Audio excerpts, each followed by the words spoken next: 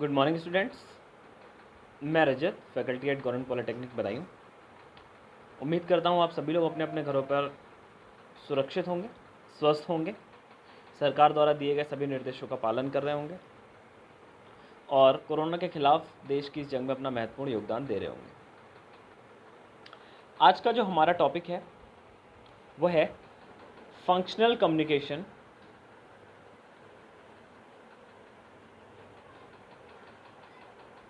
Functional communication का एक topic है जिसका नाम है social institution. Social institution basically अगर देखा जाए तो सोशलॉजी नाम के सब्जेक्ट से लिया गया है और आपके सिलेबस में डाला गया है।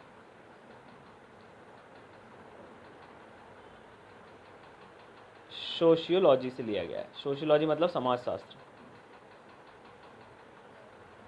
समाजशास्त्र से लिया और आपके सिलेबस में डाला गया। इसका रीज़न इतना है कि क्योंकि ये प्रोफेशनल कोर्स है आपका, तो इस टॉपिक को आपके सब्जेक्ट में, आपके सिलेबस में डालने का जो बेसिक रीज़न है वो ये है कि जब आप इस तरीके के कोर्स को करने के बाद में किसी ऑर्गेनाइजेशन में, किसी इंस्टीट्यूशन में काम करते हैं, तब वहाँ पर सोशियोलॉजी या सोशल इंस्टीट्यूशंस कैसे काम करते हैं उनके बारे में बेसिक जानकारी, उनके फंक्शंस क्या होते हैं, किस तरीके से होते हैं, तो ये सब चीज़ें आपको जाननी चाहिए। इसलिए बेसिक ऑफ सोशल इंस्टीट्यूशन आपके यहाँ दिया हुआ है एक टॉपिक के रूप में, ठीक है, जिसको आज हम डिस्कस करने वाले हैं। ये डिस्कशन का एक टॉपिक है, ठीक है। इससे संबंधित स्लाइड्स को आप नोट कर लीजिएगा, वो आपके नोट्स बन जाएंगे। तो सोशल इंस्टीट्यूशन क्या है? सोशल इंस्टीट्यूशन एक प्रकार का आइडिया है जो दो चीज़ों से मिलके बनता है। एक है सोशल इंस्टीट्यूशन का मतलब सोशल, सोशल का मतलब क्या होता है? समाज, ठीक है। यहाँ दिख नहीं रहा है, शायद मेरे को पेन चेंज कर देता हूँ मेरे को।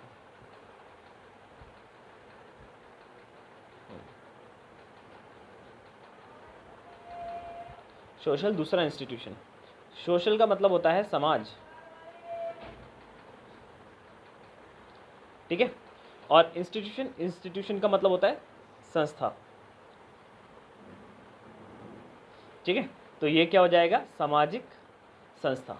तो आज हम जो पढ़ने वाले हैं वो सामाजिक संस्था के बारे में पढ़ने वाले हैं कि समाज में कुछ संस्थाएं ऐसी होती हैं जिनके बारे में हमें बेसिक जानकारी होती तो है, लेकिन उसके बारे में जो सिस्टमेटिक ज्ञान है वो नहीं होता, ठीक है। उन चीज़ों के बारे में हम लोग पढ़ते हैं। तो सबसे पहला काम करते हैं कि हमें ये पता होना चाहिए कि सोशल इंस्टीट्यूशंस आखिर हैं क्या, समाज शास्त्र आखिर सामाजिक संस्थाएं आखिर हैं क्या, ठीक है। तो उसकी डेफिनेशन की तरफ चलते हैं। What is social institution? तो उसकी डेफिनेशन आपके सामने दी हुई है।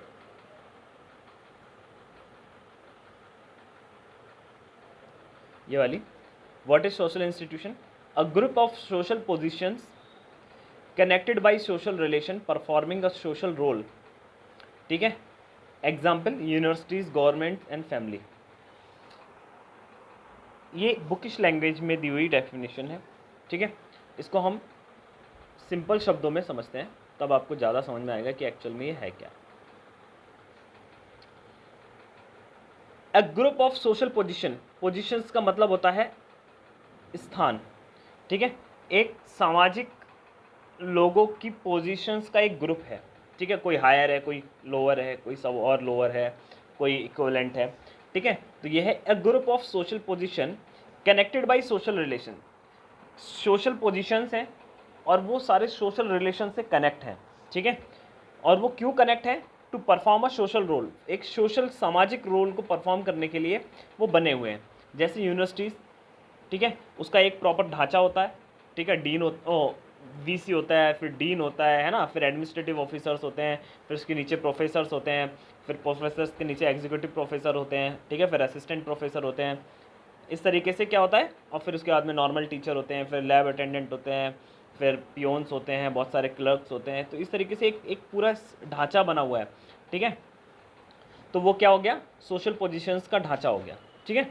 ऐसे गवर्नमेंट में देखिए सबसे ऊपर, सब सर्वोत्तम कौन है? राष्ट्रपति है ना।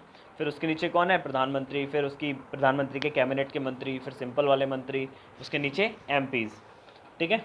और एमपी कौन होते हैं, एमपी सबसे छोटी कड़ी होती है किसी संसद की, ठीक है। उसके नीचे क्या होते हैं, उसके नीचे कुछ भी नहीं होता है, सारे एमपीज़ होते हैं। तो वो एक ढांचा बना हुआ है, तो उस ढांचे को हमें समझना है कि एक्चुअल में ये है क्या, ठीक है। जब आप कहीं एंट्री करेंगे तो आपको पता चल जाएगा कि किसी सोशल इंस्टीट्यूशन में जब आप एंट्री करेंगे तब आपको पता चल जाएगा कि आपकी पोजीशन क्या है, आप किस पोजीशन पर लाई करते हैं और किसके प्रति आप उत्तरदायी होंगे, ठीक है, और आप किस प्रकार के सोशल रिलेशन में एक दूसरे से कनेक्टेड हैं। तो ठीक वैसे ही जैसे मैंने आपको बताया था एचआर के टाइम में स्ट्रक्चर ऑफ ऑर्गेनाइजेशन, आज हम बात कर रहे हैं स्ट्रक्चर ऑफ सोशल सोसाइटी, ठीक है। एक्चुअल में सोशल इंस्टीट्यूशन क्या है, अगर आप बेसिक डेफिनेशन इसकी देखो तो क्या लिख कर क्या आएगा, structure of society. Structure of society क्या हो जाएगा, सोशल इंस्टीट्यूशन। चलिए अब बात आती है कैरेक्टरिस्टिक्स ऑफ एन इंस्टीट्यूशन, किसी भी संस्था की, इंस्टीट्यूशन का मतलब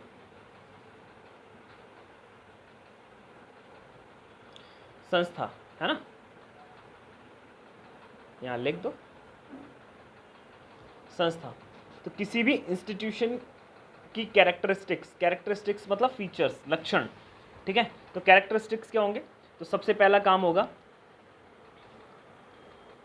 इंस्टीट्यूशंस आर प्रोपोजिव, ठीक है, they are relatively permanent in their content, institutions are structured, ठीक है, institutions are a unified structure and value laden. यानी इन सभी चीज़ों को अगर हम इकट्ठा पढ़ के समझें तो क्या होगा, इंस्टीट्यूशन होगी वो एक स्ट्रक्चर्ड नेचर की होगी, उसका एक प्रॉपर स्ट्रक्चर होगा, ठीक है। समाज में कोई भी इंस्टीट्यूशन, कोई भी संस्था होगी, जैसे मान लीजिए आपके परिवार को ले लेते हैं, आपके परिवार में माता पिता हैं, they have the higher authority in the family, उसके बाद में आप हैं, आपके छोटे भाई बहन हैं और लोग हैं, और दादा दादी भी हैं, तो उनके पास और ज़्यादा सामाजिक अथॉरिटी होगी, ठीक है। तो इस प्रकार से एक स्ट्रक्चर बना होगा, ठीक है, और वो कैसा होगा, परमानेंट होगा। उसका नेचर कैसा होगा बेटा, उसका नेचर परमानेंट होने वाला है, ठीक है, वो ख़त्म होने वाला नहीं है, ठीक है। और कैसा होगा, यूनिफाइड नेचर होगा, बिल्कुल यूनिफाइड, ठीक है। तो इस प्रकार जो कैरेक्टरिस्टिक्स ऑफ इंस्टीट्यूशन हैं वो कैसी होंगी, यूनिफाइड होंगी, ठीक है, स्ट्रक्चर्ड होंगी और परमानेंट नेचर कंटेंट होगा उनका, ठीक है। तो ये आप जो है इसको नोट कर लीजिए। आगे चलते हैं।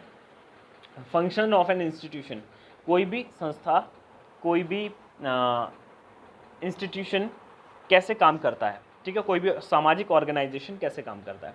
तो सबसे पहली बात वही प्रोपोजिव होते हैं, ठीक है। यहाँ पे आप सारे सुझाव और ये सारी चीज़ें जो है आसानी से कर सकते हैं। They are relatively permanent in their content, functions, और उसको ये सेम लग गई बेटा, ठीक है। आगे बढ़ते हैं। तो जो कैरेक्टरिस्टिक्स हैं वही लगभग फीचर्स हैं, ठीक है। तो इसमें आगे बढ़ते हैं। अब आते हैं कुछ मेन मुख्य सोशल इंस्टीट्यूशंस पे, ठीक है, कुछ मेन या मुख्य सोशल इंस्टीट्यूशन, कुछ ऐसे सोशल इंस्टीट्यूशन जिनके बारे में आपको जानना चाहिए। Number 1, family. फैमिली एक ऐसा सोशल इंस्टीट्यूशन है जो आपको बाय बर्थ मिलता है, ठीक है। कैसा मिलता है, बाय बर्थ। फैमिली एक ऐसा इंस्टीट्यूशन है जो आपको बाय बर्थ मिलेगा, ठीक है। देखते हैं फैमिली के क्या क्या कैरेक्टरिस्टिक्स होते हैं, कैसे कैसे फैमिली में आप रहते हैं।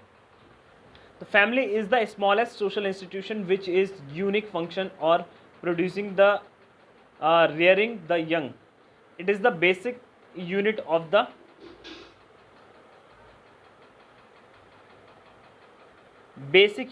the society and their educational system.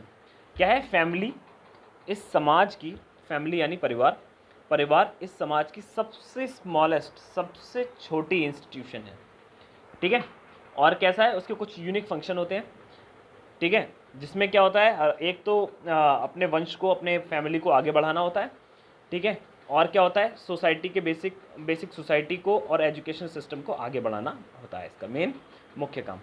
ठीक है, चलिए अब आता है फंक्शंस ऑफ द फैमिली, कि फैमिली होता क्या है। फैमिली मैंने बताई है, family is the smallest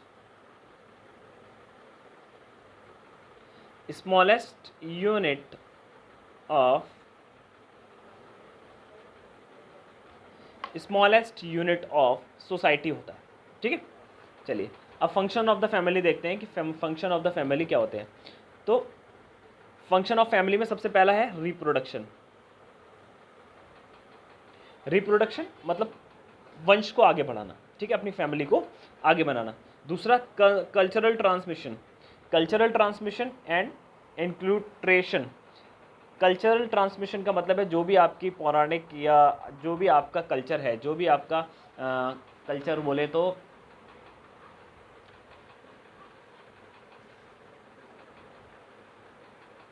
culture का हिंदी में शब्द याद नहीं आ रहा प्रॉपर।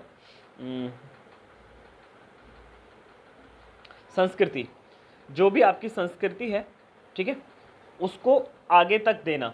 ठीक है, जैसे मान लीजिए किसी फैमिली में कोई त्यौहार बहुत धूमधाम से मनाया जाता आ रहा हो, ठीक है, तो वो लगातार आने वाली फैमिली में एक फैमिली से एक पीढ़ी से दूसरी पीढ़ी में जाता जाएगा। तो वो क्या करते हैं, अपने कल्चर का ट्रांसमिशन करते हैं जिससे उनका कल्चर जिंदा रहे। ठीक है, अगला आता है socialisation of the child, child को सोशलाइज करना। जो भी बच्चे होते हैं उनको सोसाइटी के लायक जो है ट्रेनिंग देना, बनाना, क्योंकि कोई बच्चा जब बाहर समाज में निकलता है तो उससे पहले उसकी सारी ट्रेनिंग उसकी फैमिली में हो गई होती है कि कैसे रिस्पेक्ट करनी है ना, कैसे खुद को सेफ रखना है, ये सारी चीज़ें उसकी पहले ही फैमिली में उसकी ट्रेनिंग हो चुकी होती है। तो अगर हम एक और चीज़ बोलें जो definition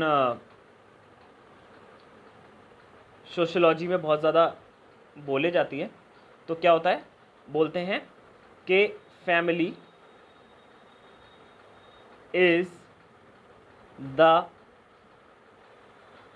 nursery of the society.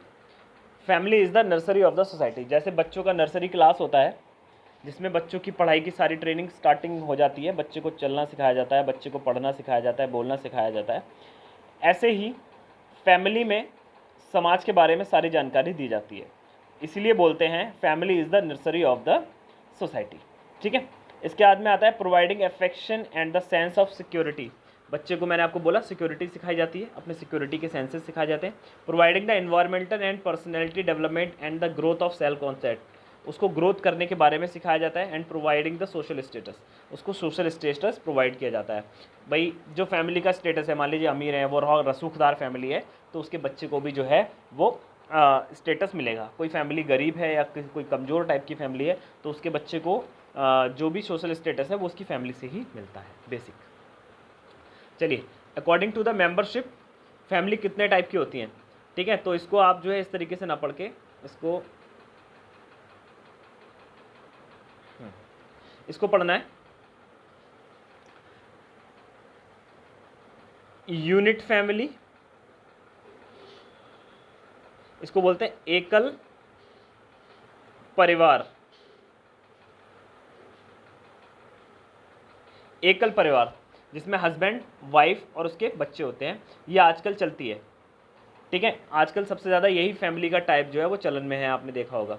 ठीक है, अपने माँ बाप को और इन सब लोगों को वो लोग फैमिली में नहीं रखते, जबकि पहले माँ बाप, चाचा ताऊ, बुआ, ये सब लोग इकट्ठे रहा करते थे।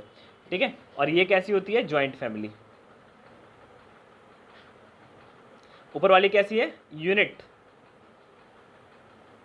यूनिट फैमिली है ना, एकल परिवार है। और नीचे वाली कैसी है, संयुक्त परिवार।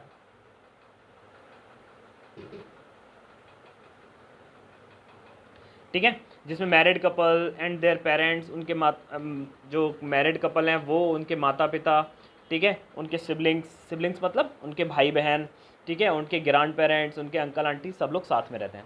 यानी ये कैसा परिवार है, संयुक्त परिवार है। ठीक है, तो ये दो टाइप से इंडिया के अंदर, अगर इंडिया के अंदर बात करें तो ये दो टाइप के मुख्य परिवार हमें दिखाई देते हैं।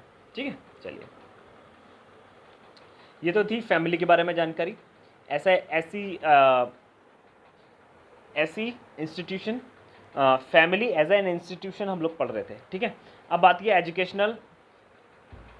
एजुकेशनल सोशल इंस्टीट्यूशंस, ऐसे सोशल इंस्टीट्यूशन जो एजुकेशन से रिलेटेड होते हैं, जैसे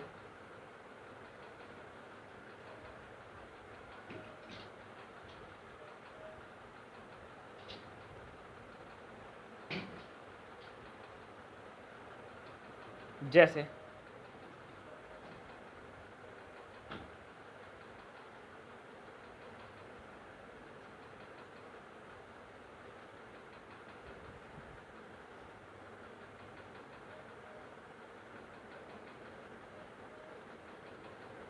जैसे यूनिवर्सिटी, ठीक है, जैसे स्कूल, ठीक है, जैसे कॉलेज, हायर सेकेंडरी कॉलेज, ठीक है। ये सारी चीज़ें क्या हैं बेटा, ये एजुकेशनल सोशल इंस्टीट्यूशंस हैं, ठीक है। इनके अंदर अपना एक अलग तरीके की चीज़ें सिखाई जाती हैं। यहाँ भी बच्चे की समाज को लेकर के ट्रेनिंग चलती है, ठीक है। ये हैं एजुकेशनल सोशल इंस्टीट्यूट्स, ठीक है। चलिए, अब आता है रिलीजन। रिलीजन भी एक तरीके का सोशल इंस्टीट्यूशन है। रिलीजन मतलब धर्म, धर्म भी एक तरीके का सोशल इंस्टीट्यूशंस का काम करता है, ठीक है। देखते हैं क्या करता है। Religion is the socially defined as the patterns of beliefs concerning the ultimate meaning of life, assume the existence of the spiritual, ठीक है, supernatural,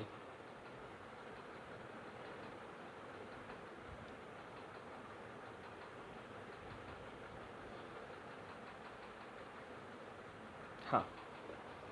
रिलीजन एक ऐसी सोसाइटी है, ठीक है, जो क्या करते हैं, एक समान प्रकार के सुपर नेचुरल पावर मतलब परलौकिक पावर, है ना। जैसे हम बोलते हैं ईश्वर है, ईश्वर जो है परलौकिक है, ईश्वर जो है बहुत मतलब यहाँ से बहुत सर्वशक्तिशाली है। तो एक प्रकार के ईश्वर में विश्वास मानने वाले लोग रिलीजियस इंस्टीट्यूशंस में होते हैं। दोबारा बताता हूँ,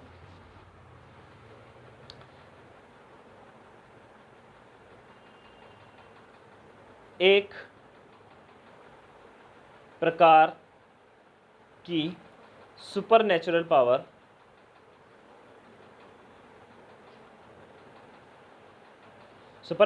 मतलब ईश्वर में मानने वाले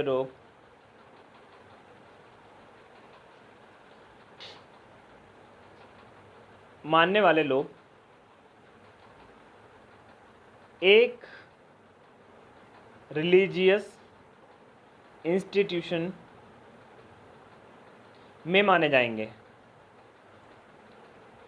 ठीक है। दोबारा, एक प्रकार के ईश्वर में भरोसा रखने वाले लोग एक रिलीजन या एक रिलीजन सोशल इंस्टीट्यूशन में माने जाएंगे, वो एक सामाजिक परिवार के लोग माने जाएंगे, ठीक है। चलिए, अब बात आती है कैरेक्टरिस्टिक्स ऑफ रिलीजन। धर्म क्या है, उसके क्या कैरेक्टरिस्टिक्स हैं। तो क्या है, सबसे पहला बिलीफ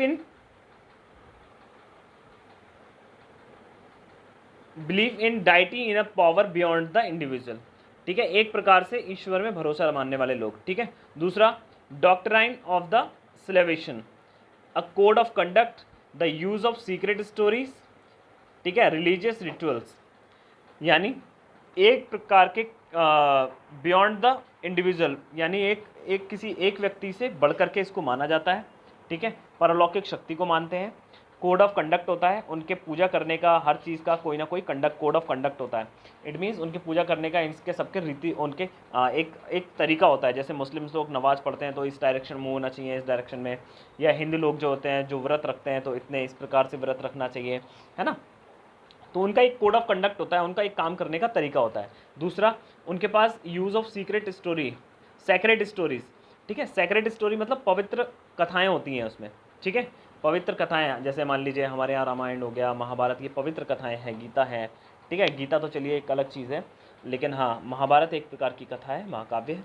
तो वहाँ पर क्या हो, पवित्र कथाएं होती हैं, ठीक है। और क्या होता है, रिलीजियस रिचुअल्स होते हैं। रिचुअल्स का मतलब होता है संस्कार, ठीक है। रिलीजियस रिचुअल्स यानी धार्मिक संस्कार होते हैं, या यूँ कहें कि धार्मिक कोड ऑफ कंडक्ट होते हैं, ठीक है। रिचुअल्स को और भी परंपराएं, धार्मिक परंपराएं होती हैं, ठीक है, जैसे एक्ट्स एंड सेरेमनीज़, ठीक है, विभिन्न प्रकार की सेरेमनीज़, सेरेमनी का मतलब प्रोग्राम है ना, ये सब होते हैं, ठीक है। फंक्शन ऑफ रिलीजन क्या होता है, ठीक है, sewerage of means of social control, एक तरीके का सोशल कंट्रोल करने के लिए बनाए जाते हैं, ठीक है।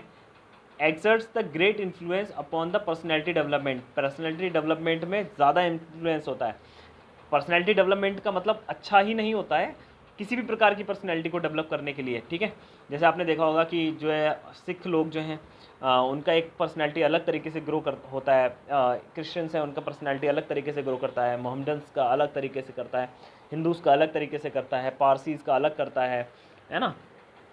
हर धर्म में जो पर्सनैलिटी का जो ग्रो है वो अलग अलग तरीके से होता है, ठीक है। Religion always fear the unknown, ठीक है, रिलीजन जो है वो ऑलवेज फियर द अननोन। इसका मुझे मतलब एलाबोरेशन समझ में नहीं आया, तो उसको आप जो है रहने दीजिए, इसका एलाबोरेशन ठीक नहीं है, ठीक है।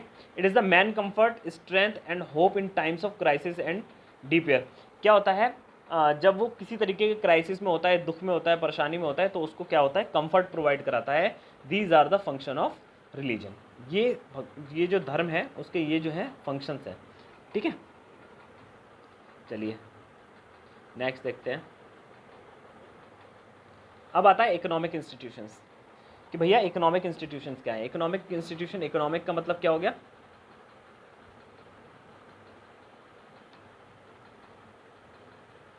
आर्थिक, इंस्टीट्यूशन मतलब संस्थाएं, आर्थिक संस्थाएं, कुछ ऐसी संस्थाएं जो कैसी हों, आर्थिक स्थिति को बयां करती हों या आर्थिक गतिविधियों में लगी हुई संस्थाएं, ऐसे लिख लो। इकोनॉमिक इंस्टीट्यूशन आर्थिक गतिविधियों में लगी संस्थाएं, ऐसी संस्थाएं जो आर्थिक गतिविधियों में लगी हैं वो क्या होंगी, इकोनॉमिक इंस्टीट्यूशंस होंगे, ठीक है। दो प्रकार की होती हैं, सबसे पहले माइक्रो इकोनॉमिक्स, दूसरी मैक्रो इकोनॉमिक्स। माइक्रो इकोनॉमिक्स ऐसी आर्थिक संस्थाएं, ठीक है, जिसमें सारे जो फंक्शंस होते हैं वो इंटरनली डिज़ाइंड होते हैं, या यूँ कहें कि इंटरनली डिसीजन मेकिंग जो पावर होती है वो इंटरनली होती है, ठीक है। और जो बुकिश लैंग्वेज है उसके हिसाब से अगर हम देखें तो क्या होता है, micro economics concern with the specific economic unit of the part that make the economic system and relationship between those part.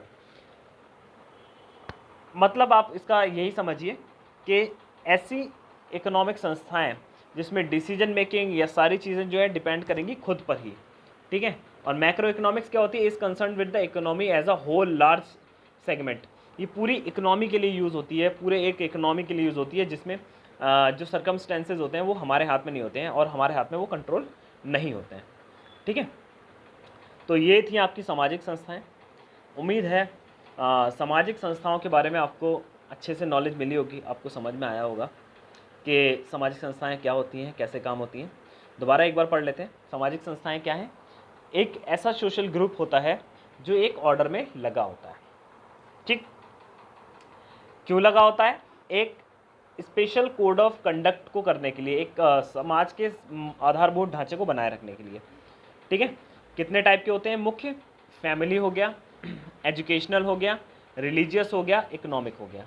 Family क्या है, the smallest unit of the society है, ठीक है, या smallest unit of the social institution क्या है आपका, family है। फैमिली दो टाइप के होते हैं, कौन कौन से होते हैं, एक होता है यूनिट फैमिली, दूसरा होता है कंबाइंड फैमिली, ठीक है, या संयुक्त परिवार। फैमिली काम क्या करती है, फैमिली काम करती है वंश को आगे बढ़ाना, अपनी सामाजिक जो उनकी कल्चर है, संस्कृति है, उसको आगे बढ़ाना, रिलीजियस संस्कृति को आगे बढ़ाना, एजुकेशनल संस्कृति को आगे बढ़ाना, और समाज को एक अच्छा स्वरूप देना। ये काम किसका है, फैमिली का है। इसके बाद में आता है एजुकेशनल का भी यही काम है। एजुकेशनल जो सोशल इंस्टीट्यूशंस होते हैं, जैसे यूनिवर्सिटीज़ हो गया, कॉलेज, स्कूल्स, इन सभी का काम भी यही होता है। रिलीजियस क्या होते हैं?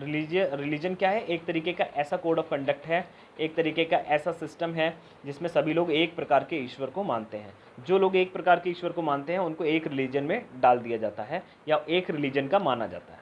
ठीक है, उनके डिफरेंट डिफरेंट बिलीव्स होते हैं। ठीक है, ये सारा कुछ इसमें मैंने अभी बता ही दिया है। ठीक है, उसके बाद में आता है इकोनॉमिकल दो प्रकार के होते हैं इंस्टीट्यूशन। नंबर 1 इकोनॉमिकल इंस्टीट्यूशन क्या होते हैं? माइक्रो, दूसरा वाला मैक्रो। ठीक है, उम्मीद है आपको समझ में आया होगा। अगर आपको इससे रिलेटेड कोई प्रॉब्लम है, कोई क्वेरी है तो कमेंट बॉक्स में लिखिए, आपका ज़रूर जो है समाधान किया जाएगा। मिलते हैं नेक्स्ट किसी लेक्चर में, तब तक के लिए अपने घर पर रहिए, सुरक्षित रहिए, सरकार द्वारा दिए गए सभी निर्देशों का पालन कीजिए, देश की कोरोना के खिलाफ इस जंग में अपना महत्वपूर्ण योगदान दीजिए। ये बीमारी बहुत ख़तरनाक है और इसने बहुत सारे लोगों को भारत से छीन लिया है। तो प्लीज़ आप लोग जो है इसकी गंभीरता को समझिए, अपने घरों पर रहिए। धन्यवाद।